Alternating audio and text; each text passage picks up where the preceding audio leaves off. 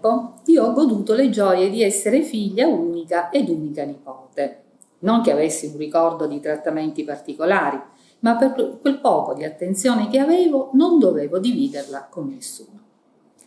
Mia madre stava tutto il giorno a casa, era impegnata a curare i suoi interessi che, appena sposata, si scoprì un amore per lo studio e la cultura, impegnata a leggere e a studiare passava tutto il suo tempo. Quando non aveva un libro in mano si dedicava al cucito, altra sua passione, tagliando e cucendo abiti. Avrei tanto desiderato che mia madre si accorgesse della mia esistenza, mi degnasse di un sorriso, di una carezza o di qualche attenzione, ma era troppo presa dal suo mondo ed io ero solo una seccatura, sempre malata e implorante attenzione.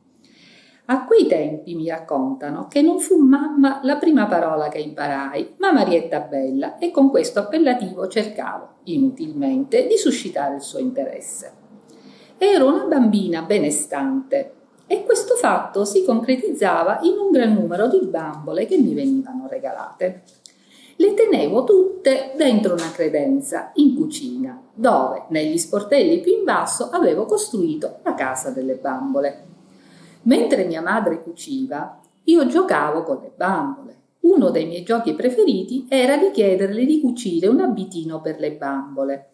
Lei per un po' mi accontentava ed io restavo a fissarla estasiata, ma a me gli abitini non bastavano mai, essendo quello un sistema indiretto per farla interessare a me.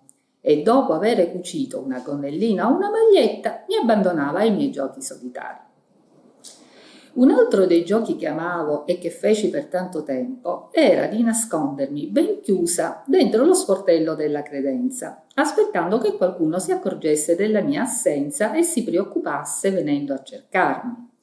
Ma questo evento non si avverò mai ed io passavo pomeriggi interi sola e chiusa lì dentro, fantasticando una storia complessa di scambio di neonati per cui io sarei appartenuta ad un'altra famiglia e con quella in cui vivevo non avevo nulla a spartire.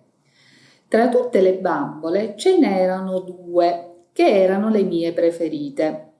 Era una coppia di gemellini, un maschietto e una femminuccia. Io passavo tanto tempo a mettere i pannolini e a prendermi cura di loro. A chi mi domandava, dicevo che da grande avrei voluto 2 gemelli e in effetti la fissa dei gemelli mi ha seguito per tutta la vita, come il bisogno di un'altra me in cui rispecchiarmi. Da piccola ero una bambina molto selvatica e sensibile. Non riuscivo a stare bene con le altre bambine. Provavo spesso disagio e vergogna. Questi sentimenti si palesavano soprattutto quando i miei cercavano di farmi socializzare con le figlie dei conoscenti, bambine ricche e anche smaliziate. Ero stata cresciuta con gli usi del paese e senza il contatto della strada che in paese faceva socializzare i bambini e li educava alla vita. Per me tutto questo era vietato. In un certo senso venivo tenuta sotto una campana di vetro, ma isolata e dimenticata nei miei bisogni essenziali, come quello di avere spiegata la vita e le sue leggi. Non sapevo mai dove mettermi. Mi sentivo sempre stonata e fuori posto. La mia grandissima timidezza mi portava a rinunciare e mi metteva all'angolo. Non andavo bene per nessuna situazione. Non avevo vestitini di marca, non ballavo danza classica, non conoscevo gli ultimi giochi, insomma, non avevo nulla da raccontare che mi rendesse degna di interesse. Così, dopo poco tempo, le altre bambine si stufavano e mi escludevano dai loro giochi.